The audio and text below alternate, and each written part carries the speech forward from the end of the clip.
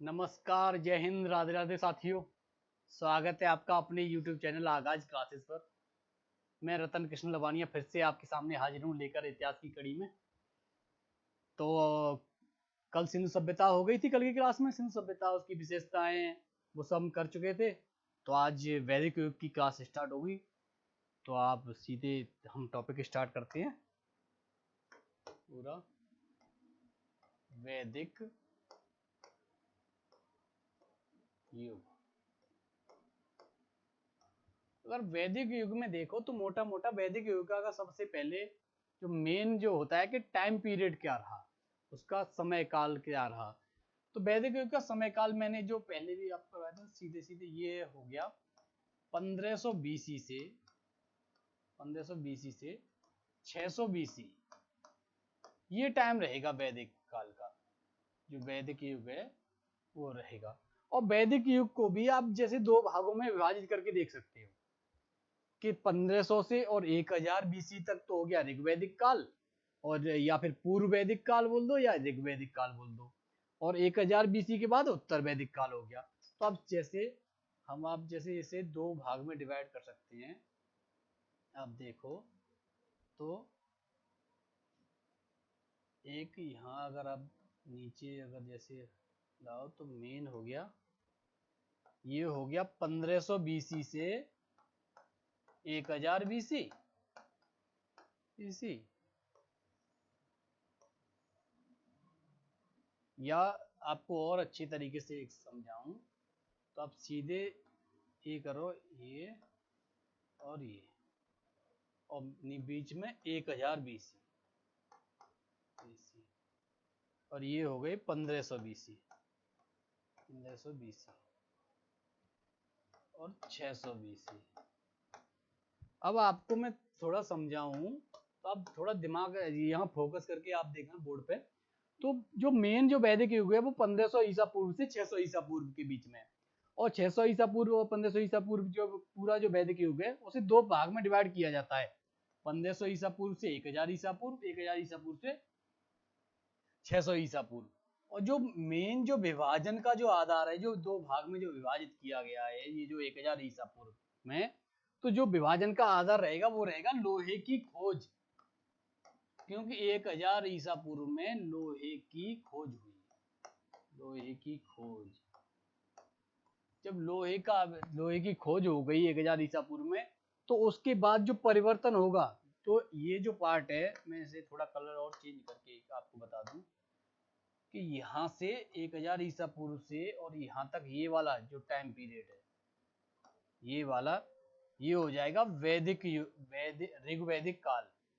इसे बोलते हैं ऋग्वैदिक काल, ऋग्वैदिक काल। या फिर आप बोल सकते हो पूर्व वैदिक काल, पूर्व वैदिक युग या वैदिक काल, वैदिक काल।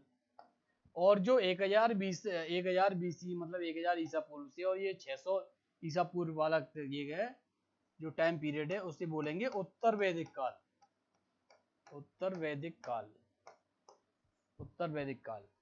तो आप देखोगे कि जो विभाजन का आधार है, जो विभाजन का मोटा मोटा मैंने आपको बताया था कि विभाजन का आधार लोहे की आविष्कार से हुआ, लोहे की खोज से विभाजन का आधार हो गया।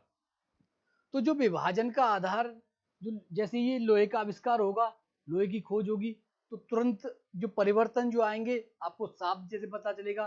तो आप जैसे ही लोहे की खोज होगी तो कृषि में, उद्योग धंधों में और हथियारों में, औजारों में, उपकरणों में, सब में परिवर्तन आएगा।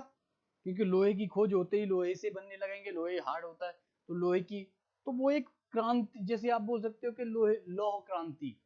तो एक लौह क्रांति सी आ जाएगी कि हर प्रकार उसमें लोहे का प्रयोग।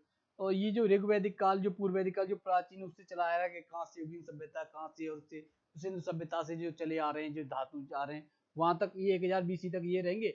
इससे आगे आप जाएंगे तो उत्तर वैदिक काल आएगा। अगर लोहे की खोज की अगर बात की जाए तो भारतीय उपमहाद्वीप में सर्वप्रथम जो लोहे का प्रयोग किया गया वो 1000 ईसा पूर्व में अंतरजी खेड़ा जखेड़ा से माना जाता है लगभग। अगर एक भारतीय उपमहाद्वीप में जो सर्वप्रथम लोहे का प्रयोग अगर आप देखो तो 1000 बीसी में अंतरजी खेड़ा जखेड़ा, अंतरजी खेड़ा, अंतरजी खेड़ा जखेड़ा,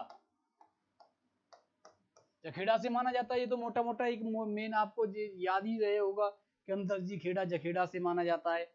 लेकिन अगर हम जैसे वैश्विक उसकी बात करें कि विश्व में सर्वप्रथम लोहे की साक्ष्य की अगर बात करें, तो आप मेन आप लिख सकते हो कि सबसे पहले विश्व में, जैसे यहाँ एक पॉइंट बना दूं, यहाँ बता देता हूं कि विश्व में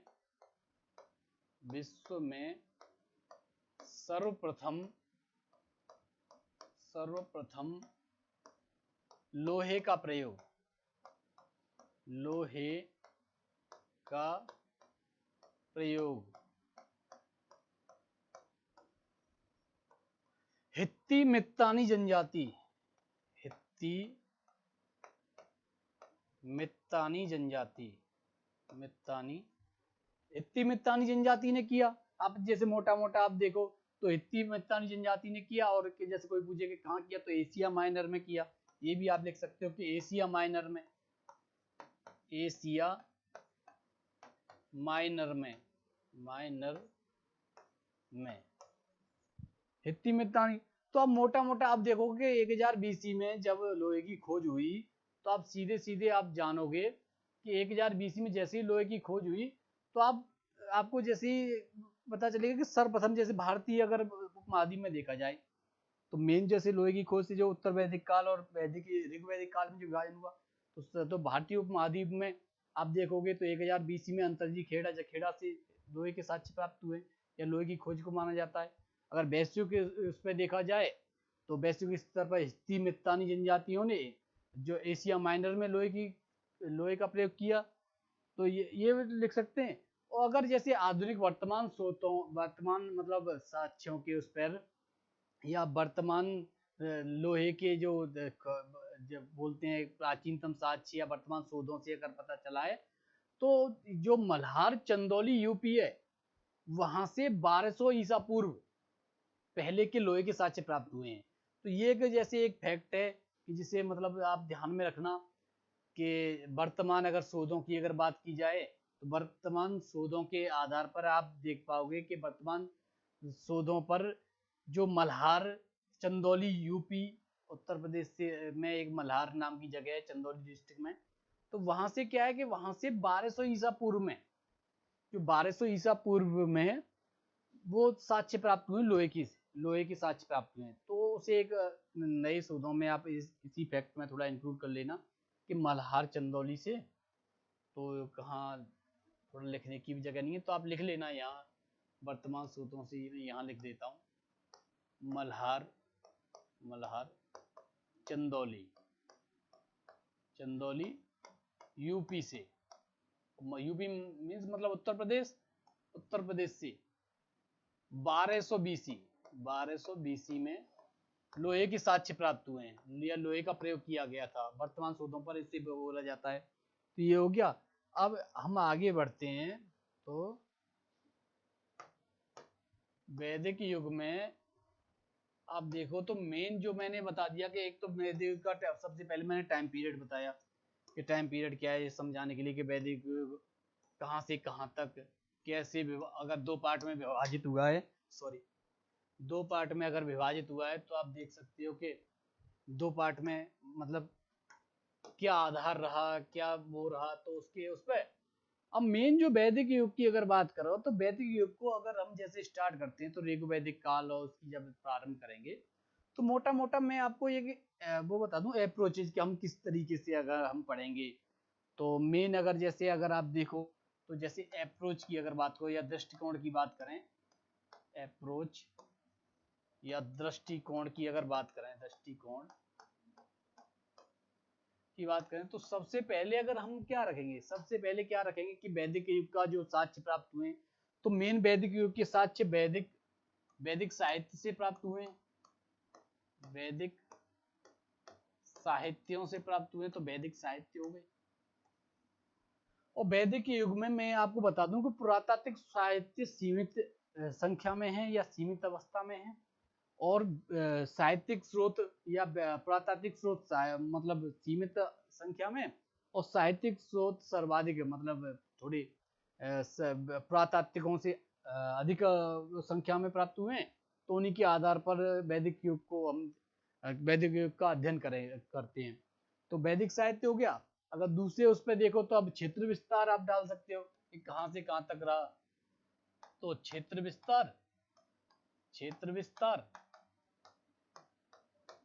और तीसरा आप सीधे सीधे देखोगे कि वही ईपीसीएस, ईपीसीएस, अब तो ईपीसीएस समझ गए होंगे, इकोनॉमिक, पॉलिटिकल, कल्चरल और सोशल। इन चार पहलुओं पर हम देखेंगे कि निरंतरता कहां कहां रही वैदिक युग में।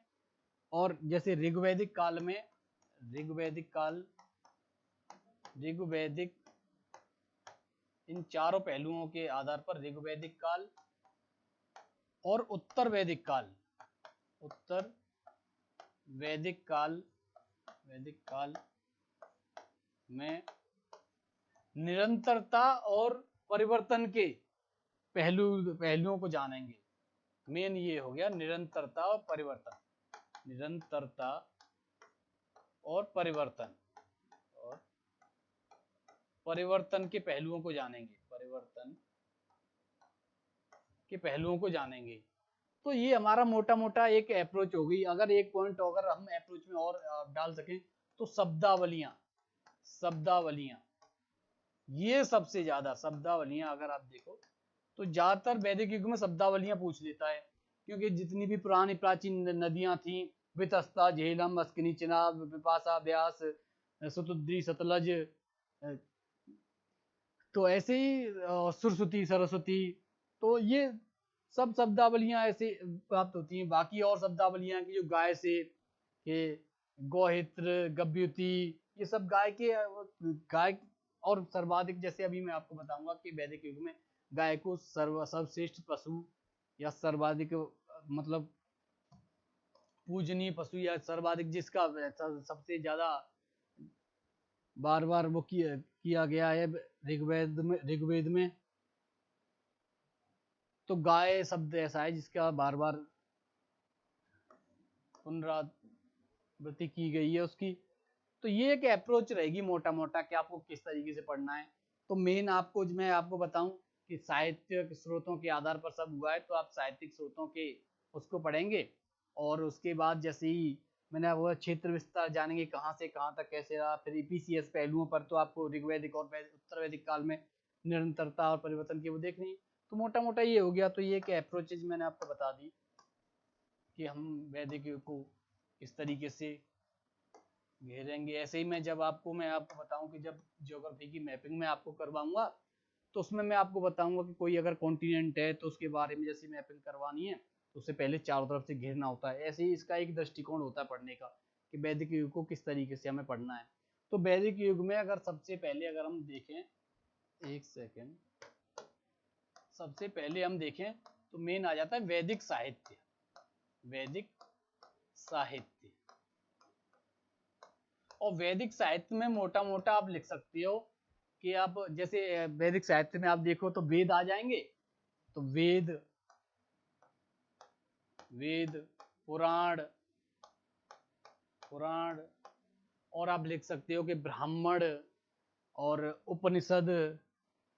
तो जैसे वेद, वेद जैसे मैं आपको बताऊं कि वैदिक साहित्य में पुराण तो उसी में आ जाएगा। तो आप ये ऐसा करो कि वेद, उपनिषद, उपनिषद जो मोटा मोटा वही लिखो, ब्राह्मण, ब्राह्मण और अरण्यक, अरण्यक, ये चार आपको मोटा मोटा वैदिक साहित्य में मिल जाएंगे। और जो पुराण है वो इसी के अंदर मिल जाएंगे। पुराणों क्या है कि वैदिक साहित्य से थोड़ा कम प्रमाणिक माना जाता है, ये प्रमाणिक हैं थोड़े, पुराण बाद में लिखे गए तो उन्हें थोड़ा वैसे माना जाता। तो वैदिक साहित्य में अगर आप देखो तो ये चार ही हैं कि वेद, ब्राह्मण, उपनिषद और अरण्यक।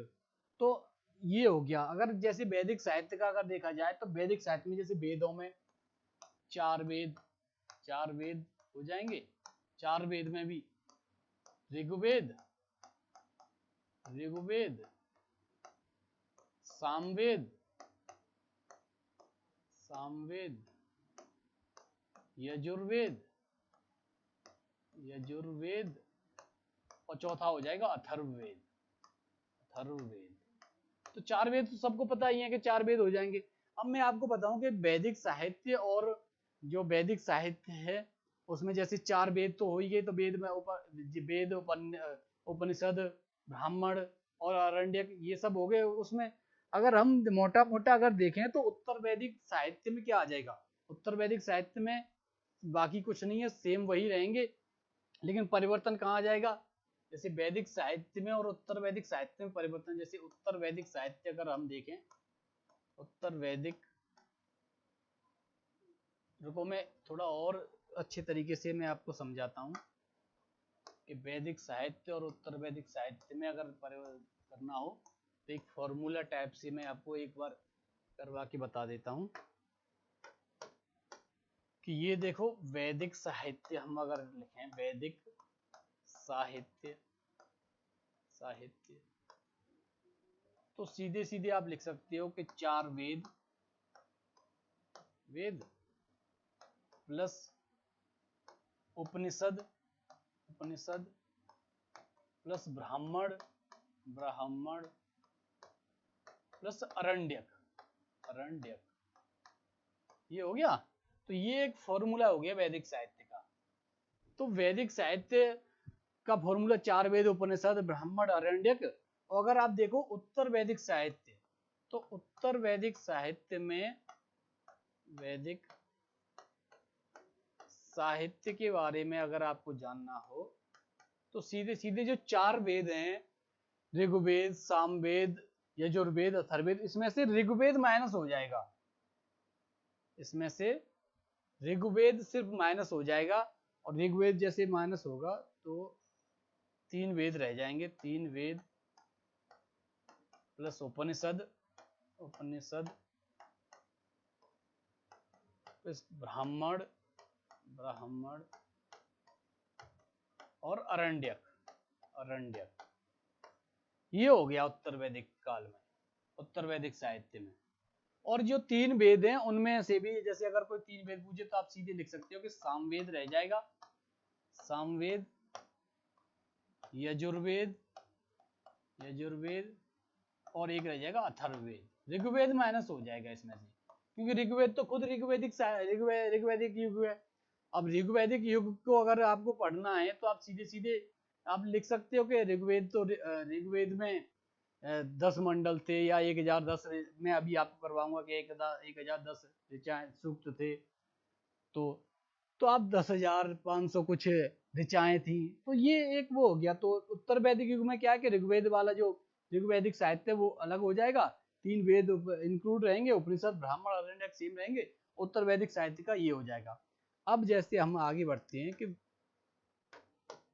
वेद मेन आ जाता है, मैं आपको बताऊं कि वेद क्या है, या वेदों को जैसे त्रयी कहा गया है, वेदों को अलग अलग जगह पे नित्य भी कहा गया है, तो ऐसे अलग अलग उसमें जो कुछ टर्मिनोलॉजी है, तो शुरुआत में मैं आपको बता देता हूं कि वेद क्या है।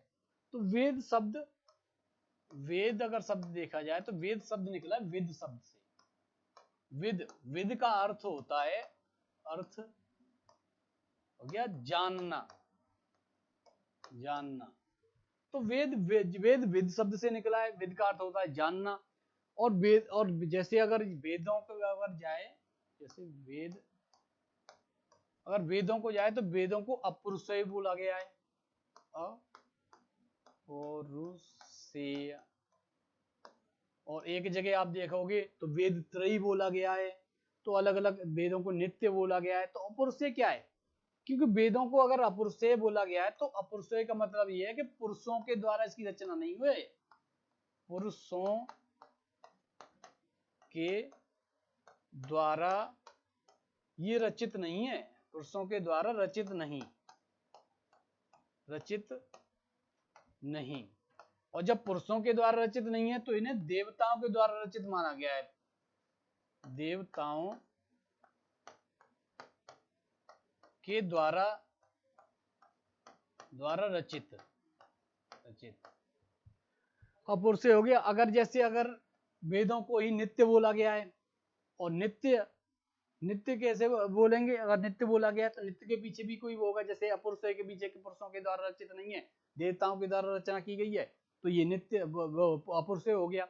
और नित्य की बात करो तो श्रवण परंपरा के, जैसे वेदों को नित्य बोला गया है, नित्य अगर नित्य बोला गया है तो आप सीधे सीधे लिख सकते हो कि नित्य का क्या अर्थ है। नित्य का अर्थ है कि एक पीढ़ी से दूसरी पीढ़ी में श्रवण परंपरा के आधार पर पहुंचाना। तो एक पीढ़ी से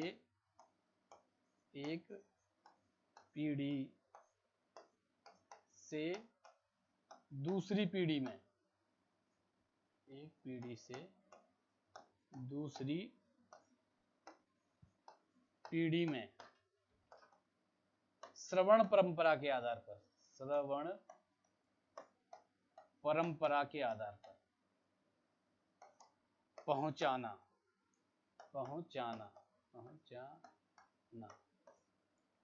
तो इसीलिए इसे नित्य कहा गया है। वेद त्रयी कहा गया है, तो वेद त्रयी में से आप उसको तीन वेदों को जैसे कहा जाएगा तो तीन वेदों को इंक्लूड करके वेद त्रयी कहा जाएगा। ऐसे ही जैसे अगर आप कहो तो वेदों को श्रुति कहा गया है, श्रुति श्रवण परंपरा के रखने पर, जैसे अब श्रवण परंपरा यहाँ हुई तो इससे अगर आप जैसे एक पीढ़ी से दूसरी पीढ़ी में पहुंचाने में नित्य कहा गया है। और जैसे श्रुति बोलो, यहाँ पे श्रुति अगर अलग से करो तो श्रवण परंपरा के आधार पर होने के कारण इसे श्रुति कहा गया है। श्रवण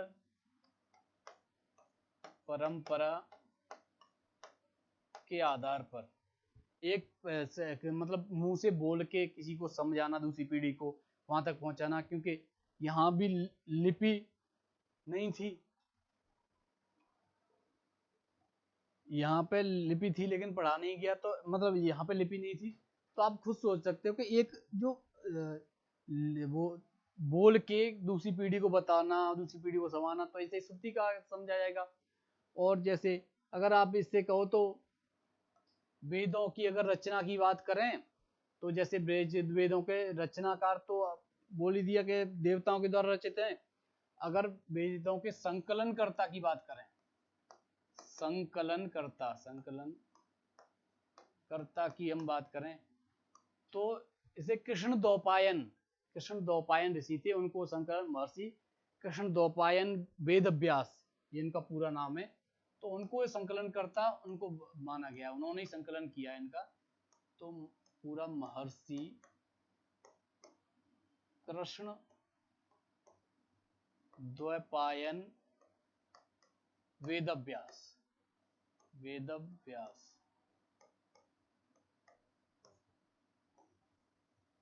इनको संकलन करता माना गया है वेदों का। तो ये मोटा मोटा कुछ ऐसे वो हैं कि जैसे अपुरुष से बोलना, नित्य बोलना, वेद किस शब्द से निकला है, तो कुछ ऐसी टर्मिनोलॉजी या वो समझ लो, मैंने अभी आपको बताया था, अप्रोच में करवाया था कि शब्दावलियां हैं, तो उन्हें समझना बहुत जरूरी है। अब जैसे ये मैं मोटा मोटा थोड़ा ये हटा देता हूँ, थोड़ा स्पेस कर लेता हूँ यहाँ से, ये आपकी समझ में आ गया होगा, आपने नोट भी कर लिया होगा, तो ये भी मैं हटा ही देता हूँ। तो आगे अगर आप देखोगे वेदों को अगर आप जानोगे तो मोटा मोटा मैंने आपको करता ही दिया कि वेदों को ये अपुरुष से बोला गया है, वेदों को नित्य बोला गया है, वेदों को श्रवण परंपरा की श्रुति बोला गया है। तो ये कुछ ऐसी टर्मिनोलॉजी थी कि इन्हें समझना मोटा मोटा पहली अगर क्लास से स्टार्ट, पहली क्लास में अगर तुम देखोगे तो पहली क्लास में ये समझना बहुत जरूरी है। वैदिक युग में अगर शब्दावलियां आपके दिमाग में बैठ गई तो समझ लो कि वैदिक युग का कोई भी प्रश्न आपसे छूटेगा तो नहीं, क्योंकि ज्यादातर प्रश्न क्या है शब्दावलियों से और परिवर्तन से उठाता है। और परिवर्तन में भी शब्दावलियां हैं कि उत्तर वैदिक काल में ये था, ऋग वैदिक काल में ये था, उत्तर वैदिक काल में ये हो गया। तो अगर आप देखोगे तो जैसे वेदों के एक मेन वो है कि वेदों को क्या है कि 3 विधाओं में लिखा गया है। और जो वेदों की जो, या वेदों को बोल लो या वैदिक साहित्य को बोल लो, तो वैदिक साहित्य को 3 विधाओं में लिखा गया है। अब उसमें एक तो ऋचाएं बोलते हैं कि ऋचाएं हो गई, तो ऋचाएं हो गई। और दूसरे में अगर आप देखोगे तो यजुस हो गया, और तीसरा जो विधा है वो साम हो गया। तो अब ये जैसे लिख लो, अगर जैसे पॉइंट जैसे पूछ लेता है ना, तो कुछ वो आता है कि वेदों को 3 विधाओं में लिखा गया है। यहाँ से भी प्रश्न जैसे उठा लेता है, विधाओं में लिखा गया है, लिखा गया। अब जैसे 3 विधाएं कोई पूछे तो 3 विधाओं के नाम भी आप जैसे बता सकते हो कि पहली तो ऋचाएं हो गई, क्योंकि ऋचाओं में लिखा गया है ऋचाएं। दूसरी आप देखो तो यजुस, यजुस हो गया, यजुस एक लिखने की विधा है, और एक हो गया साम। ये 3 विधाएं, इनसे जैसे अक्सर कर जैसे पूछ ले कि 3 विधाओं में लिखा गया, वैसे अभी पूछा तो नहीं गया 3 विधाओं के नाम, लेकिन 3 विधाओं में लिखा गया, ये तक प्रश्न पूछ सकता है, तो ये भी पूछ लेगा आने वाले उसमें। तो थोड़ा अनुमान लग रहा था कि हाँ यहाँ से प्रश्न उठा सकता है, तो मैंने इसमें डाल दिया है कि 3 विधाओं में लिखा गया है ऋचाएं, यजुस और साम। तो साम क्या, साम तो आपको पहले से ही पता चला, साम वेद में आप देखा था, तो गीत वीत, तो आप सीधे लिख सकते हो कि ये गीत, गीत सामवेद तो है ही है। सामवेद को का अगर जैसे सामवेद का अभी मैं अभी आपको बताऊंगा कि सामवेद का जो सॉरी, सामवेद का जो पुरोहित है वो उद्गाता है, तो उद्गाता जैसे जोर जोर से गा गा के वो करना, तो सामवेद में, तो ये सब गीत का सामवेद तो एक सिंपल हो गया। अगर यजुस का आप बात करो तो वो हो गया वैदिक, वैदिक युग की, वैदिक युग या वैदिक, जैसे वो होता है ना वैदिक गद्य या युग, जैसे आप लिख सकते हो कि यजुस, यजुस ये हो गया वैदिक गद्य, वैदिक गद्य।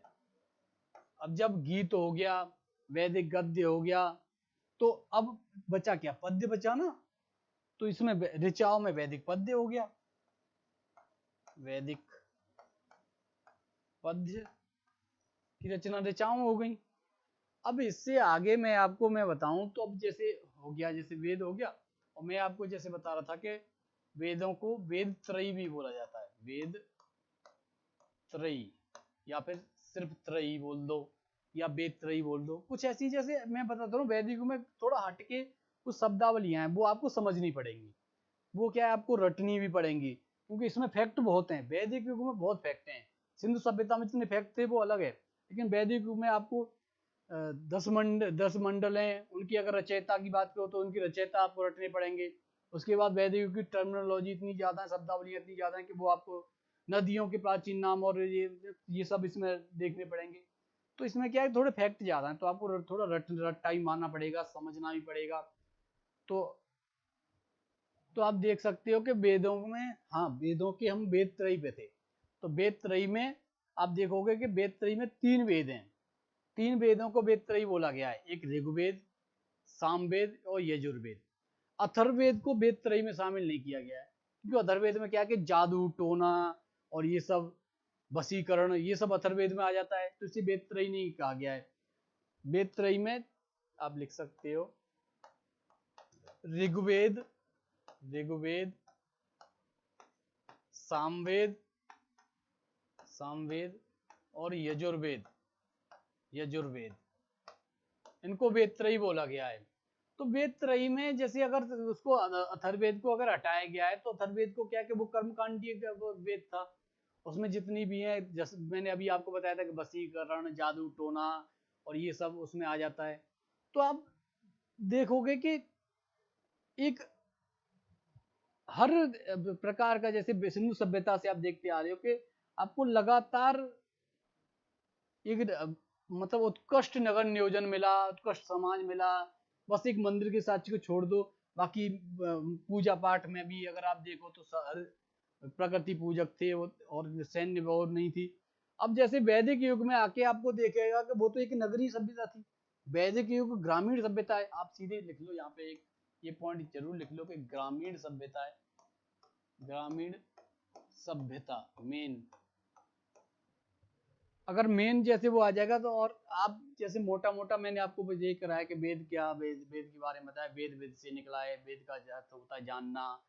तो ये मोटा मोटा मैं आपको जैसे एक खाका बता रहा हूँ कि वैदिक युग को अगर समझना है तो आपको थोड़ा वेद समझने पड़ेंगे, वैदिक साहित्य समझना पड़ेगा, क्योंकि यहाँ से क्या पुरातात्विक साक्ष्य ज्यादा मिले नहीं है, सीमित संख्या में वैदिक साहित्य हैं, तो वैदिक साहित्यों के आधार पर ही इनको बताया गया। और वेदों के संकलन करता मैंने बताया था कि वेद बाद में लिखे गए, श्रुति परंपरा एक दूसरे में जा रहे थे तो उसे नित्य बोला गया, एक पीढ़ी से दूसरी पीढ़ी में श्रुति परंपरा के कारण श्रुति बोला गया। तो सॉरी, तो वेदों का मैं आपको बता दूं कि वेद, ये जो वेद शब्द हैं इनको क्या है, बात जैसे श्रुति एक दूसरी पीढ़ी में पहुंच गया तो उसका संकलन हुआ है जाके बाद में, क्योंकि जैसे एक पीढ़ी से दूसरी में पहुंचा, उससे अगली पीढ़ी में पहुंचा, उससे अगली पीढ़ी में पहुंचा, जब कृष्ण द्वैपायन वेदव्यास जी तक पहुंचा तो वहां फिर उन्होंने कहा कि चलो इससे संकलन करते हैं, तो उसका संकलन कर दिया। लेकिन सभी वेदों के अपने अपने व्याख्या ग्रंथ हैं। अगर आप जैसे मेन वो रहे तो सभी वेदों के अपने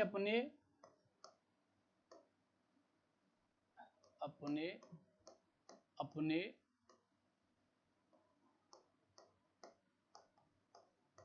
व्याख्या ग्रंथ हैं, और इन व्याख्या ग्रंथों को अगर देखा जाए तो इसमें क्या है कि इसमें क्या ब्राह्मण जिन जैसे वेद जो ऋचाओं में अधिकतम, जैसे अधिकांश वेद क्या है कि ऋचाओं में लिखे गए हैं।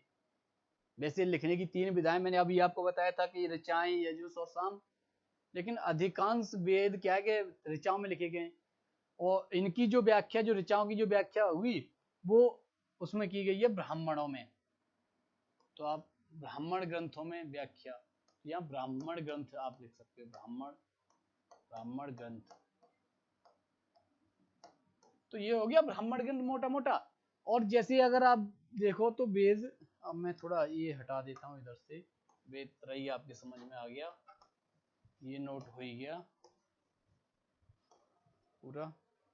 अब 2 लाइनें आपको ये समझनी पड़ेंगी कि एक तो आपको समझना पड़ेगा कि जहां जैसे दार्शनिक, जैसे आप सभी जैसे वो करोगे तो दार्शनिक चिंतक, अब आपको जैसे ब्राह्मण आपकी समझ में आ गया कि व्याख्या ग्रंथ है। अब आपको जैसे अरण्यक क्या था, अरण्यक अगर बात किया जाए, ये वेद से थोड़ा हटके है, तो अरण्यक क्या कि जंगल में बैठ के जो रचना की गई वो अरण्यक हो गया। जंगल अरण्य, क्या अरण्य हिंदी का शब्द है, तो अरण्य का मतलब ही है जंगल। तो आप देखो अरण्य का जब मतलब जंगल ही होता है, अरण्य का पर्यायवाची जंगल है या जंगल का पर्यायवाची अरण्य है, तो जंगल में बैठकर जो रचनाएं हुई वो अरण्यक हो गए। जंगल में बैठकर जो रचनाएं हुई,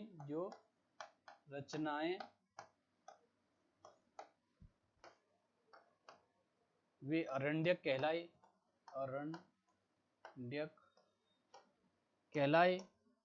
और मेन जो, अब जैसे इससे आगे मैं थोड़ा बढ़ता हूँ, ये वेद भी हटा दो पूरा, एक रह गया उपनिषद, वो मैं आपको और करवा देता हूँ, उसके बाद फिर कल की क्लास में करेंगे, क्योंकि आज थोड़ी तबीयत नासाज है तो, और एनर्जी थोड़ी कम सी है, उस तबीयत की खराब है, खांसी हो रखी है तो ठीक नहीं हो रही, तो मैं भी थोड़ा लापरवाह हूँ, तो ठंडा पानी बीच में पी लेता हूँ, थोड़ी राहत होती है दवा ववा खाने की, तो उस चक्कर में थोड़ी वो है, तो हो जाएगा। तो अब आप आ जाओ जैसे उपनिषद।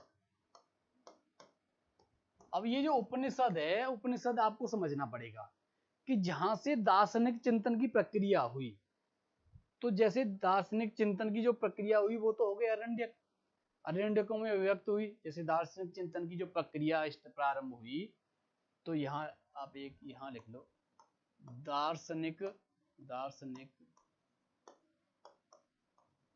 चिंतन की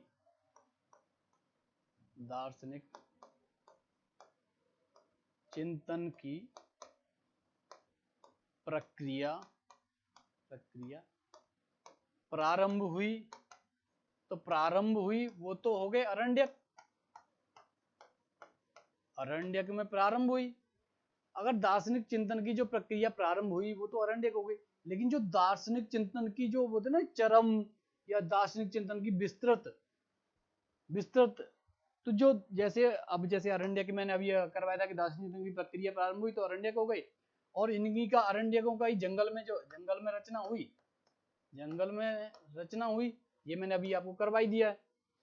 तो जैसे ये जंगल में जो रचना वाला ये हो गया। अब आप आ जाओ, जैसे उससे आगे अगर आप बढ़ते हो तो आप या तो ये बोल सकते हो कि अरण्यक का अंतिम चरण बोल सकते हो उसे। अरण्यक के बाद अंतिम चरण उपनिषद था, क्योंकि दार्शनिक प्रक्रिया का चरम ही बोला जाता है, अंतिम चरण उपनिषद था। और उपनिषदों में जो भारतीय दर्शन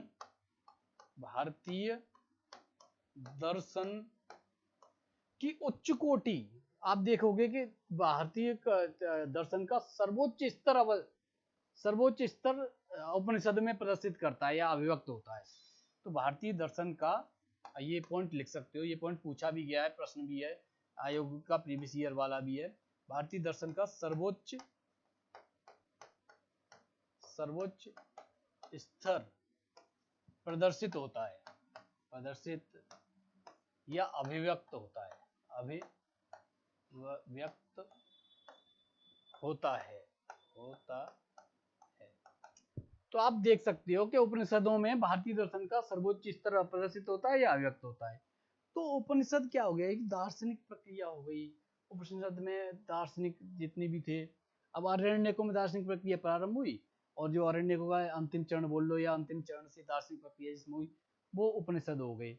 तो ये मोटा मोटा मैंने आपको आज एक खाका, वैदिक युग का एक खाका तैयार करवा दिया, और उसी खाका के उस पर मैं आपको बताऊं कि पूरा का पूरा अब इससे आगे जो मैं कल आपको करवाऊंगा तो वो मेन, अभी ये मैंने सिर्फ आपको बताया है कि वैदिक युग क्या है, वेद त्रयी और उसके बारे में। अगर जैसे अभी आप मैं बताऊं कि थोड़ा टर्मिनोलॉजी, मैंने अभी शुरुआत में बताया था कि नदियों के नाम आ जाते हैं, विपाशा, झेलम, दक्षिणी चिनाब, वितस्ता, झेलम, और पुरुषणी, रावी, और ये सब आ जाते हैं, सुतुद्री, सतलज, सरस्वती, मादेतमा, नदी तमा, ये सब सरस्वती को बोला गया है।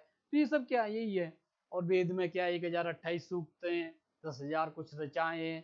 तो ये सब आपको पता चलेगा। आप जैसे कल की जब क्लास होगी तो मैं आपको टर्मिनोलॉजी गब्बिती करवाऊंगा कि वहां से जो गाय चल के आती थी उसे गब्बिती बोला जाता। गोधूली करवाऊंगा, पूरा गोदोहिता करवाऊंगा, तो गोहिती करवाऊं, तो ये सब उसमें आ जाएगा। गोधन्य करवाऊंगा, या जो अतिथि जो आता था उसको गोहित बोला जाता था। तो वो सब मैं कल टर्मिनोलॉजी पूरी सब विस्तार से वैदिक युग की पूरी क्लास होगी। ये सिर्फ आपको आज मोटा मोटा समझाया गया है। तो आज की क्लास को यहीं, थोड़ा स्वास्थ्य सही न होने के कारण नहीं, मैं आज भी करवा देता, आधे से ज़्यादा तो लगभग कवर हो ही जाता, लेकिन फिर भी वैदिक युग में 2 क्लास तो लगभग हो ही जाएंगे, 2 नहीं कम से कम 3 क्लास होंगी, क्योंकि कल वैदिक युग समझ में आएगा, उसके बाद फिर उत्तर वैदिक काल में और टर्मिनोलॉजी और प्रीवियस ईयर, तो 3 क्लास लगभग वैदिक युग में रहेंगी। तो आज की क्लास को यहीं विराम करते हैं साथियों, मिलते हैं कल नए जोश और नई ऊर्जा के साथ। तो जय हिंद, राधे राधे, मिलते हैं सर कल।